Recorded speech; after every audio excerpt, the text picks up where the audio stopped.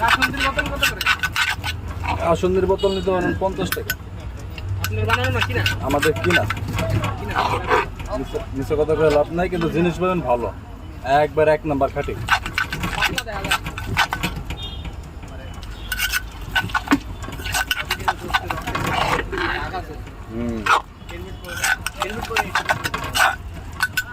এটা হলো 1 নাম্বার। ওই যে সবকিছুর ভিতরে সবকিছু